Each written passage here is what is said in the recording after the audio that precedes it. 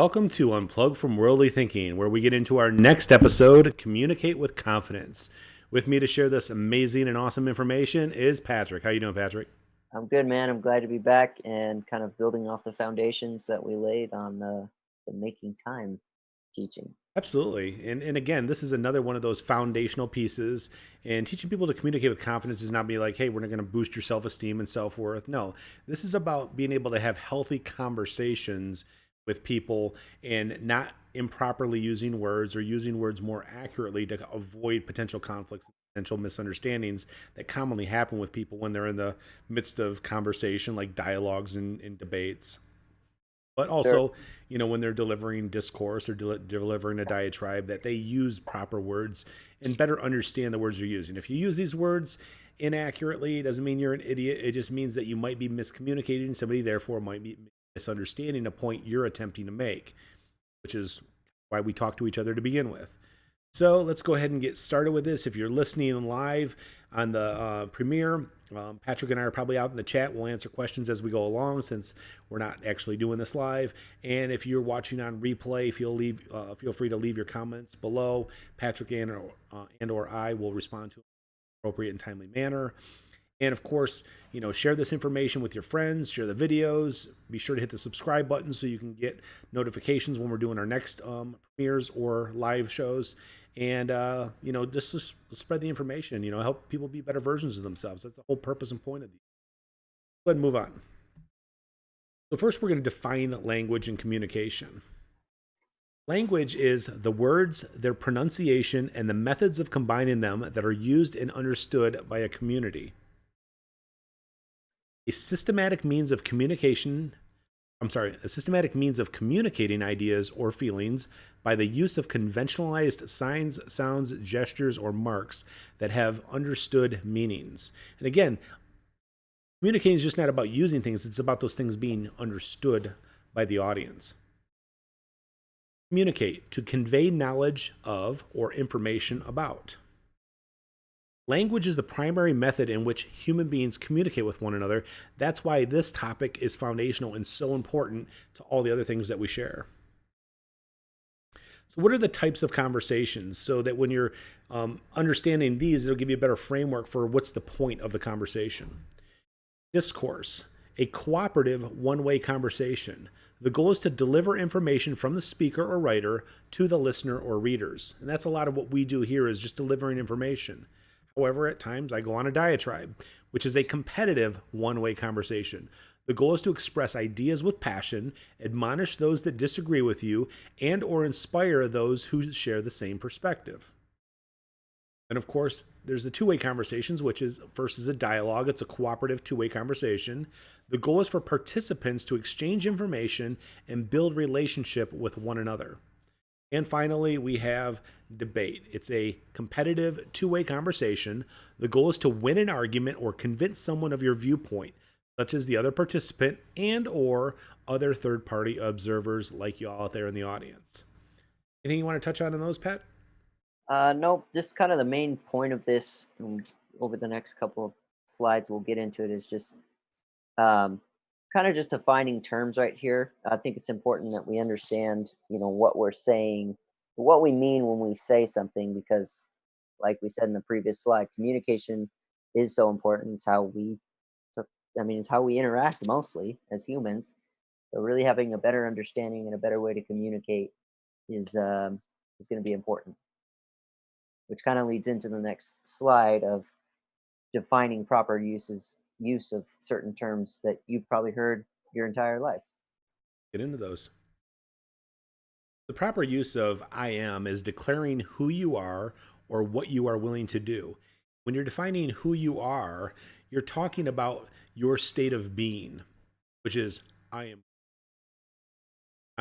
convinced. I am healthy. You're making declarative statements about your state of being. So you should never use I am or I'm regarding how you feel, or physiologically or emotionally. You shouldn't say, I'm hungry. No, you are not hungry. You don't define yourself as hungry. You don't say, I'm sad. You don't define yourself as sad. And when people put themselves in those frameworks, it's an actually unhealthy framework, because all of a sudden you're becoming your emotions and you're tying yourself like, you know, I'm just an asshole. That might be a state of being in a particular moment, but it shouldn't be like a badge of this is who I am. Anyways, moving on. I know.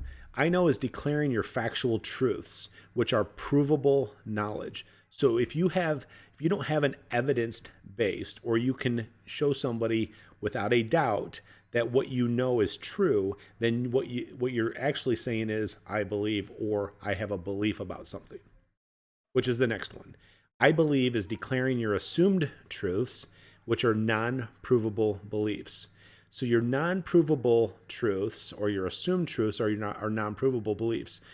And what I mean by this is you hold these things to be true just like you do knowledge, but you don't have the evidence or information to support your belief to another person that you're trying to share this with. So therefore, it's just healthier to say, this is what I believe. And the next one, I think, which is declaring your thought or reason. So when you say I think, you can say I think this or I think that. This is just what my thoughts are. This is what my reasons are. You're not necessarily saying this is 100% true or this is even what you believe. This is just what you think in general about something. Next one is I feel. Feeling I feel is to declare your emotional or physiological states.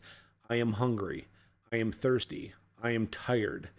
I am sad. I'm sorry. I feel sad. Am I saying the wrong thing? I might have been saying I am the whole time. I Yeah, you feel are. I feel hungry. I feel thirsty. I feel sleepy. I feel sad. I feel angry. I feel depressed. Those are things of declaring your current state of feeling. And so it could be physiological or it could be your emotional. So a lot of people in here will sit there and talk about what they are in regards to their feelings. It's better to say what you're feeling and not making it part of who you are, but of what your current state of feeling is.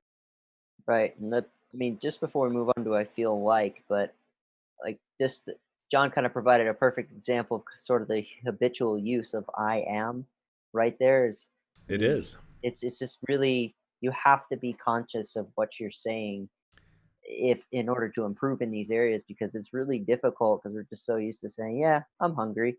I Yeah. still use that term today. Like I'm hungry right now. It means I need to eat. And I'm not actually my being is not hungry. I feel hungry, but just it's so programmed into us to say I And it can am have an this. effect on our, I think, our psychology of how we look at ourselves, especially when we're relating it to emotions. And that's, I Sure. guess, the awareness Yeah. of it is what's more important than anything. Right. And I think it's depending on what term you're using. Like hungry is rather innocuous. It's not going to really cause you to have a negative mental image of yourself or belief of yourself by saying I'm hungry when you're feeling hungry. Like what we're really trying to say here is when it gets into like I'm just an asshole and I'm always going to be that, or oh I'm just a screw up or something like that. Like Right. those are real negative. Those are your own negative thoughts about yourself manifesting in the Yeah. words you're using, and then that negative self-talk becomes a problem. It just gets reinforced and reinforced and reinforced, and that's why we're trying to parse out, I guess, the I ams, I knows, I believes, I thinks, and I know a lot of times. There we go. I know a lot of times people use I know in a wrong way when they're upset at somebody. Said, I know you lied to me, or I know you did this to do this to me. Yeah. When really it's a belief. And the point of all this is if we can slow down and effectively use these terms in a more Proper way. proper way, thank you, uh, we'll be able to communicate with each other. And I believe that we could, it's weird saying these terms while looking at them, by the way. uh, I believe at least that we can, we would limit, I'm sorry, more limit our arguments that we have among ourselves. If Yeah, or both people would conflicts slow that occur down, because of, using language inappropriately or right, and if we slow down and really listen to what somebody's saying and understand what these terms mean. absolutely. Let's cover the last one, which is what you mentioned, I feel like. And this is associating your emotional or physiological state with another person, place, or thing. So, based on your feelings of sadness or your feelings of hunger, you're associating it like, I feel like a rock. I feel like a branch blowing in the wind, when you're feeling aloof. So, you're drawing a metaphor to help people understand your state of feeling and give it a metaphor or an analogy is the purpose of it. But oftentimes you say, I feel like we're not getting across the point we're trying, or I feel like you're not understanding me, or I feel like you're an asshole. Like those things are not what you feel like. Those are the things that you think or believe. In most cases, it's better to use I think or I believe, not I feel like. But people habitually use the feel like. It's not used accurately. Moving on. I can. I can is expressing your ability to do something. So if you're saying I can, or somebody says, can you, they're talking about ability to. When you say you can, you're affirming another being permitted to. You can go to the store. You can do this. You're affirming another being as permitted to do it. Can you is inquiring of another person's ability to. So if you're really trying to determine if somebody's willing to go do something, you shouldn't say, can you go to the store for me? Can you get me a cup of soda? Because when you say can you, you're trying to determine if they have the ability to do it. So again, proper terminology, but we get so used to saying can you, and that's why, teacher, can I go to the bathroom? I don't know, can you? That's like Right. that's their common response, and why, even if the teacher doesn't understand why this is it. I will is expressing your future intention or assertion. You will is predicting a future outcome of another or presenting a future command to another. Will you is inquiring of another's willingness to do something. This is the better question to ask if you're wanting or you're desiring to have somebody gain or do something for you. Will you get me a sandwich? Will you rub my back? Will you go to the store and pick up XXX? It's just a better phrase and more accurate. Right. I may, which is expressing future interest or possibility. You may, affirming permission. You may take out the trash. Well, that would be a ballot. You may go to your room. You may You may go out with your hang out with friends. your friends. Yes, there you go. He I uses guess the those other ones are first two. just using them He in a uses mean those way. first tunes a lot. You may take out the trash. Maybe. I don't know. May I is requesting permission. Mother, may I? And let's talk about some meaningless opens. And when I say meaningless openings, they're words or phrases that people use commonly that if you just took them out of the sentence, the sentence would still have the same meaning. So we're just adding additional words to, I don't know, for whatever reason, habitual. Reinforce our point. Try and get. Oftentimes, I think they're used as to reinforce what you're trying to say, to put emphasis on something, to try and prove a point more. Right. Or you're just trying to sound smart. That's also possible. But continuing on. Literally. Literally, what I'm saying right now is that stop using the word literally most of the time. And I guess if you've been speaking colloquial or you're speaking in figurative terms or with idioms, then I guess it's appropriate to come back to say, and literally, I mean this, this, this, this, this. But other than that, it's just a additional word that you don't need to use, but people often do it, and so do I at times. Simply put, as if you're a fucking idiot if you don't get what I'm about to say. Simply put, you're a jerk. How about you just say they're a jerk? I mean, if that's, simply put, you're just You're usually already saying something simple. Why do you need to simply put? Simply put. or apparently, as if, you should have seen this already. Apparently, I'm the asshole. Apparently, I'm the idiot. Apparently, I was completely unaware. It's like Right. everybody realized this but me. There is a course exception to the apparently one too, because it is also obviously appropriate to say apparently he did this, this, and this. That's what he said. It can be, yeah. Like I said, these aren't always types terms. They're just people habitually get in the process of using these things My when favorite, they're to be unnecessary. honest. Is that coming up? Oh, here it Yes. is. To be honest. To be honest, as if in everything you just said was bullshit before that. But now I'm being honest with you. So to be I'm honest, being honest right now. My favorite just question to ask when someone says "to be honest" is, "Well, were you not honest before?" like now you got to pre-qualify all your statements since clearly just this one is honest. Moving on. I'm no expert, but well then shut the hell up. This is somebody who I'm thinks no they're expert, here. but This is looks somebody like you're who full of shit. this is somebody who believes they have something intelligible to say, but they want to pre-qualify they're not an expert just in case they come across as an idiot. This is my disclosure of I have something that I want you to think is meaningful, but I'm not going to be held accountable for it if I'm wrong. Shut the hell up. Please understand. Like I want you to they're saying please understand blah blah blah. Of course you want them to understand. Just speak with good words like we're saying here and they'll probably understand you. You don't need to say please understand. With all due respect, usually what comes after. Normally, what's next is not something respectful. This is the most disingenuous opening that you could possibly. It's the same one as "no offense," but no offense, but I'm about to offend them. no offense, but you're a real piece of work. All due respect. Here come the fingers. Yes. In my humble opinion. Oh boy. Again, in my humble opinion, usually what's about to follow lacks humility. And then you'll see people, in my not so humble opinion. This is more accurate. True, but just it's meaningless words. And then it goes without saying. Well, then why are you saying it? Again, STFU. I mean, if it goes without saying, you didn't need to say it, nor anything that comes after it, most likely. Stop using these phrases. So let's talk about immature responses. Now that we've beat the hell out of meaningless opens, let's talk about some of the immature responses. And I can't count the number of times I've heard these from exes.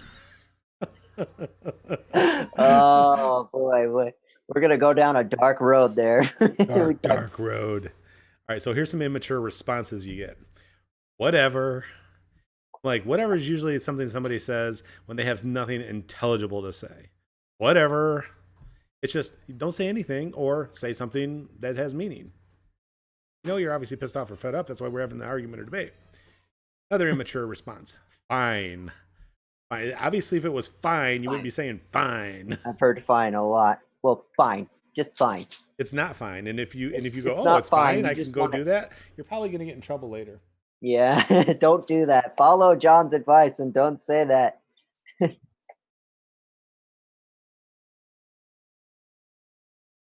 All right, moving on. I don't care. That is a disingenuous statement because almost everybody who says I don't care cares. I don't care. I don't care. I don't care. Well, then if you really don't care, you don't have to say I don't care. Like you wouldn't say I don't care. You wouldn't say anything. That's your opinion. Well, thanks, Captain Obvious. Of course, what I just shared most likely was my opinion. Could have been a fact or could have been, common knowledge. But you're right. Almost everything we expressed is our viewpoint, is our opinion. Well, that's your opinion doesn't discredit or make it less meaningful or valuable. That's stupid. I tell my kids all the time when they say, that's stupid, I'm like, well, instead of saying that's stupid, just say you don't understand. Even you see this in adult communities here on YouTube, they're like, that's stupid. Or that, no, it's not stupid. You just don't understand. That's probably a better phrase for you to use. When you say that's stupid, you basically are admitting that you don't understand and you're trying to discredit the person you're saying that's stupid to. It's just ignorant. Right. Poor baby. Oh, you poor baby. Like all of a sudden now you're reducing me down to an infant or toddler in conversation. None of these phrases obviously work on me. They used to work on me back in the day. I'd get frustrated and I'd be like, whatever, fine, I don't care. I'd be like, yes, you do. And I get all like fighting. I'm like, you realize it's just an ignorant, immature response. There's no need for that. Here we go again. Oh boy, here we go again. Like they're trying to end the conversation before it begins, and they don't care what you have to say. That's what they should say is, I have no desire to hear what you're about to say. Or, oh, I can't believe you're bringing this up again. Well, you better believe it, because obviously there's an issue that we need to talk about and resolve. And if we can't, what's the point of having a relationship? So when you have somebody that usually says, here we go again, over and over, it's time to be like, bye, Felicia, or bye, Felipe, whatever one works for you. Who cares? Who cares? Clearly, I do because I'm talking about it. Exactly. Somebody must care or place value on something. Otherwise, it wouldn't be. Don't say who cares. Are Are we we done here? done? Are we done yet? I've used that one. I've Are we done I've here? probably used every single one of these phrases at one time or another in my life. They're just immature responses. Guess what? We're imperfect people that do imperfect things and learn imperfect ways of coping with things. That's where we got these stupid phrases from in the beginning. Right. But these aren't healthy responses or healthy ways to have communication. These things end conversation, and usually a not so good way. And the last one, why? Because you said so? That's not the why. That's usually, yes, I said so. Yes, this is what I believe. Yes, this is what I hold to be true. Oh, yes, this is my opinion. Why? Because you said so? Okay. It's Where do we go from there? these are just conversation enders. They're immature responses done by immature human beings. They don't add value. All right, moving on to the next section. Misused words. Lying versus being wrong. So many people call other people liars or say other people are lying when they're just inaccurate or wrong. So lying requires this. Number one, to say something that's untrue. Okay, we've met that criteria. Number two, and most importantly, it's a desire to mislead somebody. Saying something untrue with the purpose to mislead or deceive. Okay? So if they're not purposely and intentionally doing something to mislead or deceive, it's not a lie. They're not a liar, and they're not intending to be lying. They just might be saying that something that's inaccurate, or maybe they don't remember, but it doesn't mean that they're lying. Right. I think oftentimes, like, especially in relationships, it's like, well, you're lying. You get into that. It's most likely it's they didn't remember that exact thing, and so now they're just wrong about it. Exactly. Or it could even be that they're not remembering it in the same way you did, so it looks Exactly. different to them. Yeah, or they're remembering something in the past differently. Like you said this. You're a liar. No, that's just my brain's telling me happened. It doesn't. Right. Human memories are fallible. They make mistakes. They may not be lying. They may actually just not remember the situation, or you don't. Right. You're Utilize faking. versus use. Now, this one you see so many times in these YouTube communities, in the classrooms, on television. Everybody wants to sound smart. If you want to sound smart, don't use utilize, because usually you're going to sound somebody who is knowledgeable like an idiot, and you're just trying to make yourself sound smarter by saying utilize. I utilize this, she utilized that. No, you didn't utilize something. You used something. 99% of the time you're saying utilize, the word use is the proper one to use. And you're not going to, meaning of the word is not going to be different. If you're saying utilize, again, you're just trying to make yourself sound smart. Utilize, two functions. One, it's to use something for a purpose that it wasn't intended for. So if you utilize a butter knife as a screwdriver, you've utilized the butter knife. But you don't utilize a butter knife to spread butter on your bread. You use a butter knife to spread butter on the bread. That's the best example that I can give you of utilize versus use in that example. Number two, a chemical being absorbed or used by another chemical or used up by. Then you can say this utilized this in this process. And I'm not a chemist and I'm not a scientist, I'm not a biologist, so I'm not going to pretend to use their words, but that's the only two things. Is like a substance or compound utilized another substance or compound in a chemical process. Or option B, using something that it's not intended to be used for.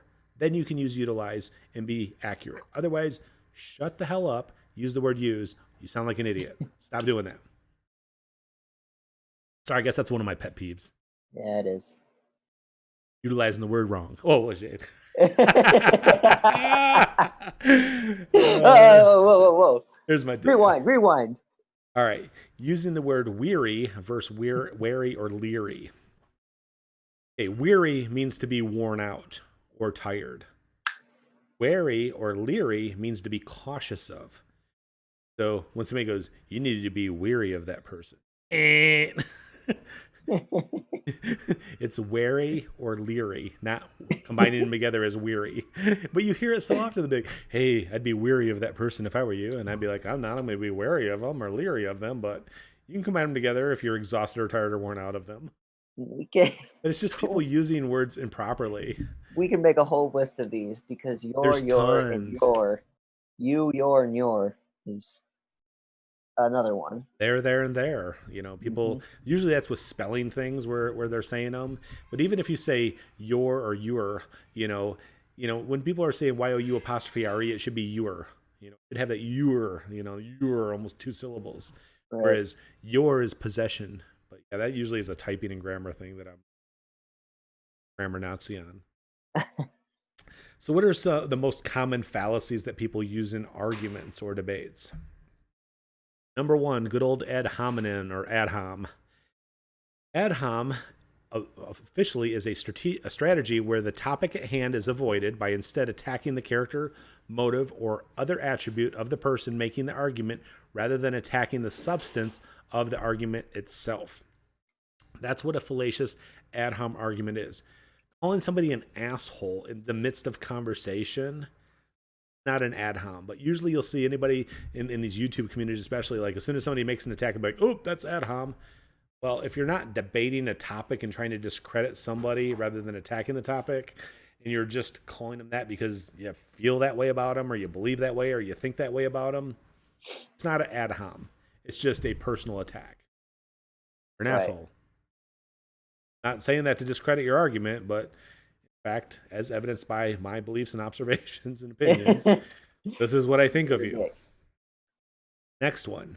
I think it's before we move on the rest of them, like these fallacies would apply in the context of a debate itself, because most of the time when you're having a dialogue, these things aren't going to apply because you're just having a conversation with somebody. Sure. It's just a personal attack, or if you're with your buddy, most likely just in jest. When people, make attacks on you, it's not necessarily an ad hom. And like people who have their heads up philosophical butts, they can't get outside this line of thinking. Then they start using these things inaccurately. Next one, red herring. A strategy of bringing up something that misleads or distracts from a relevant or important issue. It's, switching to another topic or arguing something unrelated to the current topic. It's kind of like the magician's trick, like, hey, let me pull a rabbit out of my hat, and then they're just misleading you where your eyes are misleading. It's to draw attention away from what we're really talking about. And it's just another way to gain points in favor with an audience, but it's fallacious in its nature, and usually people are the first to call it out in these debates. Straw man, which is giving the impression of refuting an opponent's argument by actually refuting an argument that was not presented by that opponent. So again, you're basically, a lot of times people will think when somebody's misrepresented them that they're straw manning them. This is not necessarily the case.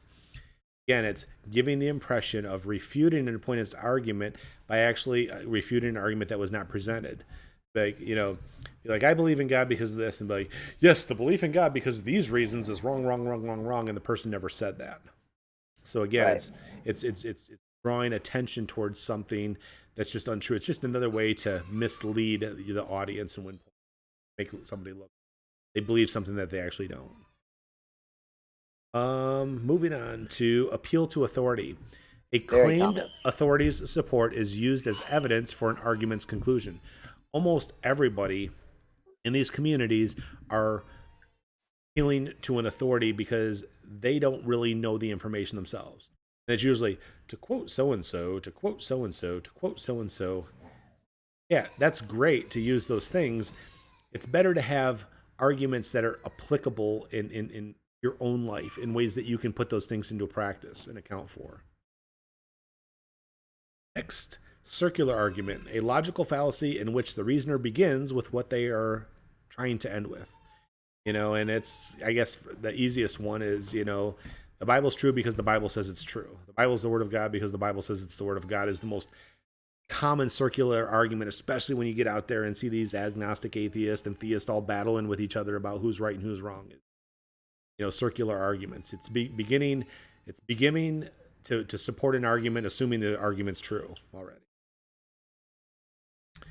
Equivocation, the use of ambiguous language to conceal the truth or to avoid committing oneself to a particular viewpoint.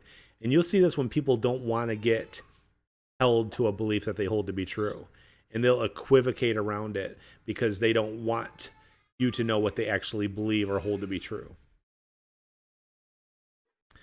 So, what is the art and science of communication? 1, be clear and concise. This is the science of it. The science is what to do. Use less words, not more when sharing information. Consider your audience with easily understood words, especially in a lot of these communities that we see here in YouTube. People are using the more academic words or the more scientific words, and you're going to lose a lot of audience, or you're going to make people go into dictionary.com often on Google to better understand what the hell did I just hear? What's this word mean? What's this word mean? And everybody's becoming wordsmiths, and then it's really taking away from the nature of dialogue and debate, in my opinion. Sure. I think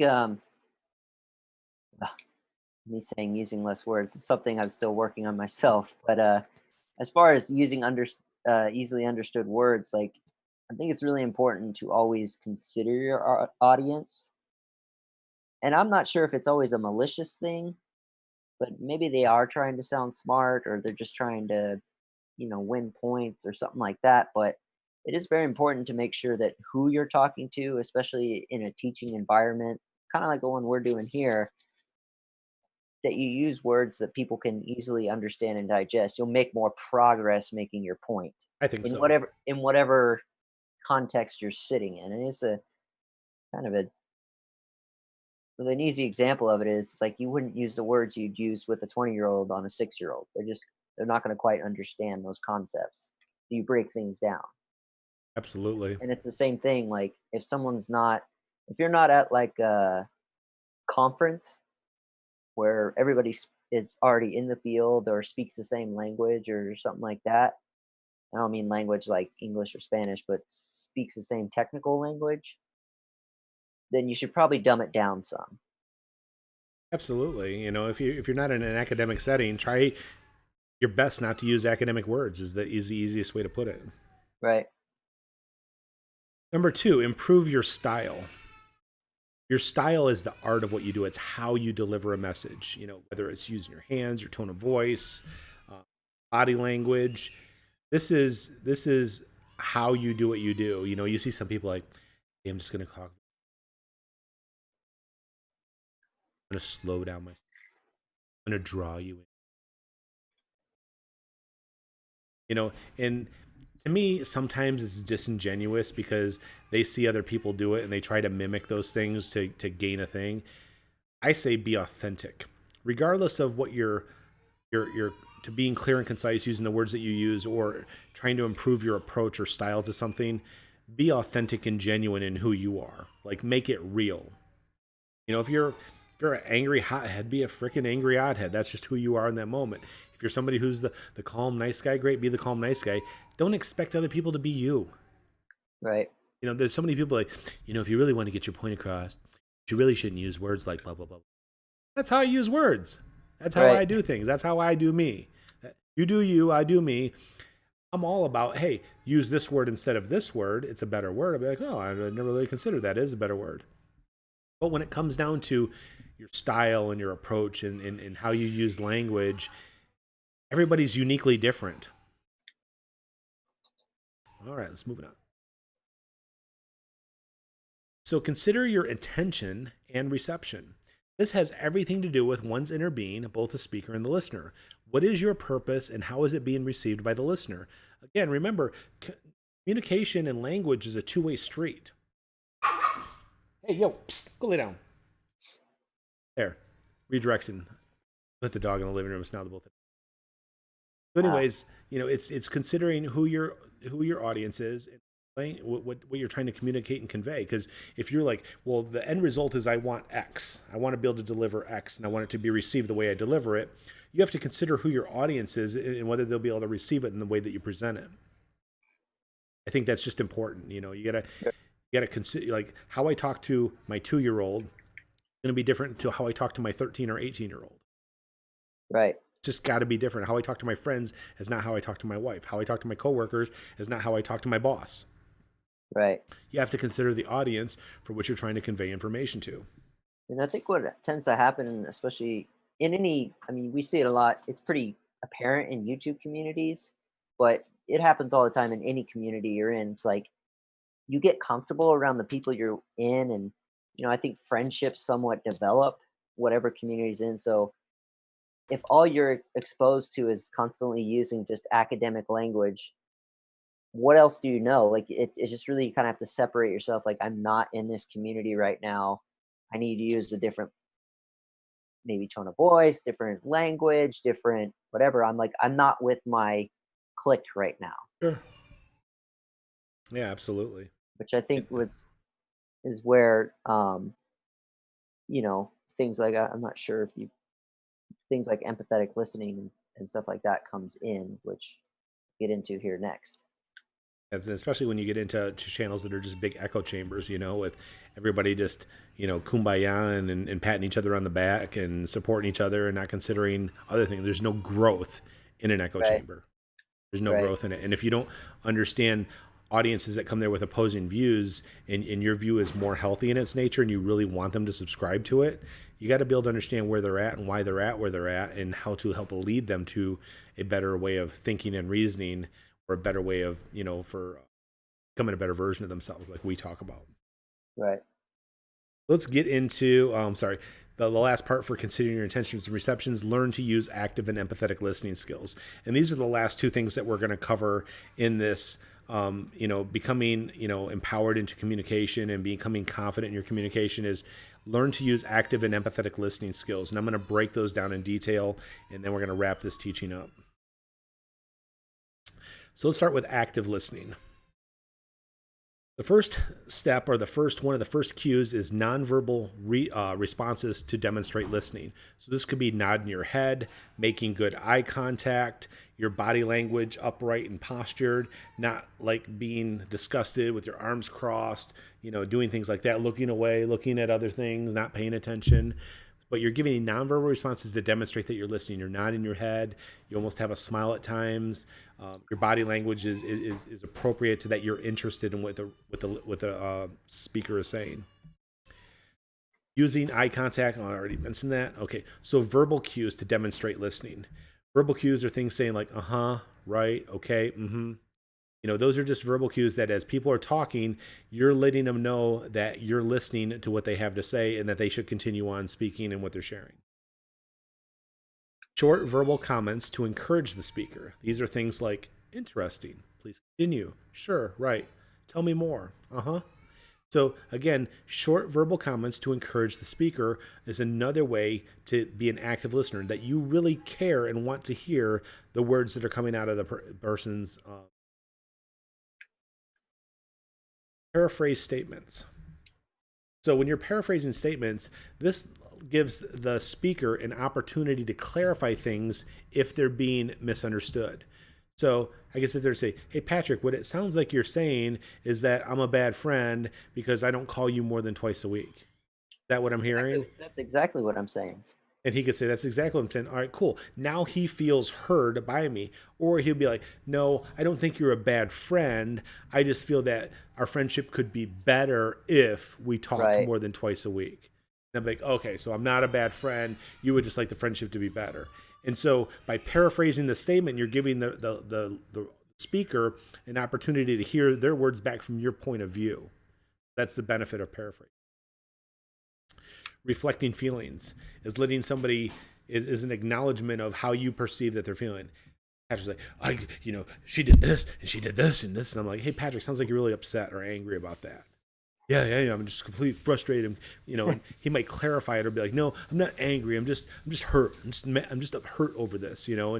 And when you reflect feelings with words, it gives people an opportunity to again clarify so that the speaker feels heard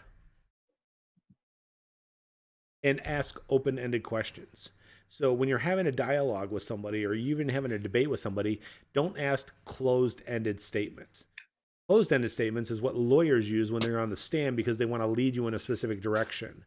Asking open-ended questions allows the speaker to speak freely about a broad thing. It's the difference of, don't ask a question that requires a one word or one sentence response. That's usually a closed-ended question. Open-ended I questions, or I always like, tell me tell me about your day, Patrick, or tell me how your week went, Patrick. There's another way right, to, you're making a declarative statement, but you're still inquiring for information. right. I would add one more thing on this too, and it just happens so much, and in sort of the what we've seen as like dumpster fires on YouTube, as well as just in everyday life when a disagreement comes up, is don't interrupt. Mm-hmm. Like so many times people interrupt and they don't actually they deny themselves the opportunity to even hear what the other person is trying to say, and it's so important to just shut up and wait for your turn to speak, and really more I would say just more than the verbal cues are good, the eye contact is great, like those are going to be things for the person, but for your own, just really don't talk and listen to what they're saying. I do understand making mental notes throughout the conversation to like, okay, I want to make sure I respond to this specifically or respond to that, but like just really try and listen to the person talking. I don't see that happening a lot. People just want to either be dismissive or just get in their point and not let someone finish for whatever reason. And so I would just add to the list here, make sure you listen. And then active listening, I mean, is going to serve you so well when it comes down to when we get into romantic relationships and how all that stuff works and dealing with conflict and those. But this is a real key building block in managing any conflict that comes up in relationship. The things that I've shared with people is, sometimes you don't want to forget what you're going to say as people are making points. And I completely understand that.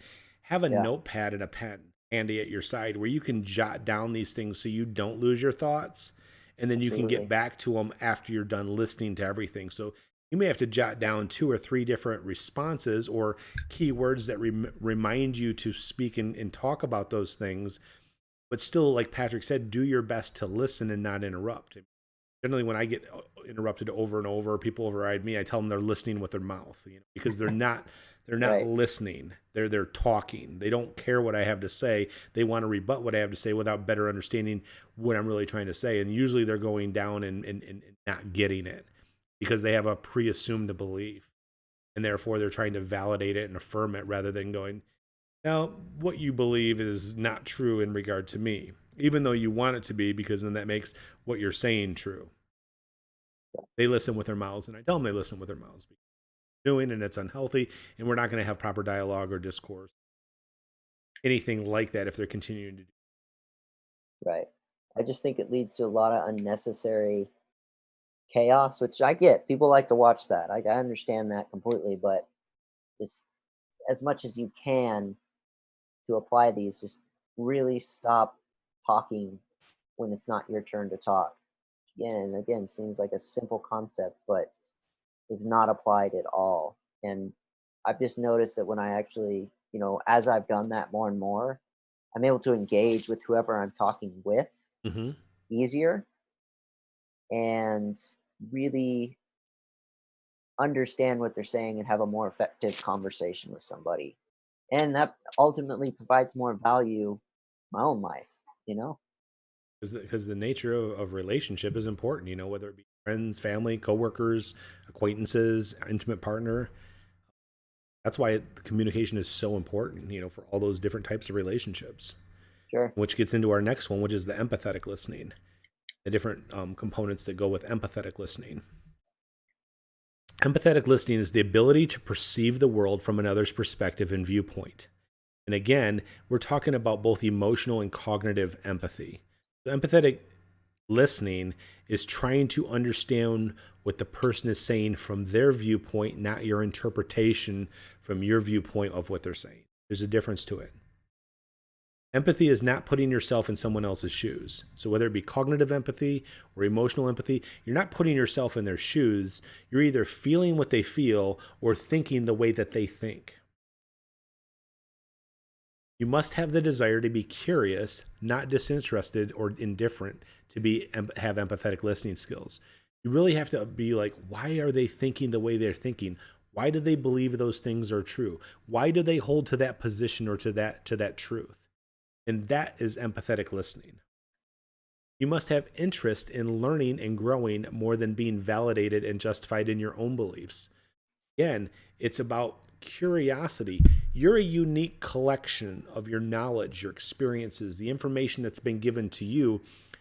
Are you curious about somebody else's? Because if you're curious about where they coming from, you might gain something you still haven't received yet in terms of that information or experience or consideration or viewpoint of something. You must desire to understand what someone else thinks, as well as how and why they came to those thoughts, beliefs, and conclusions. Again, it goes along that whole line of you like of being curious, not being Right. closed-minded.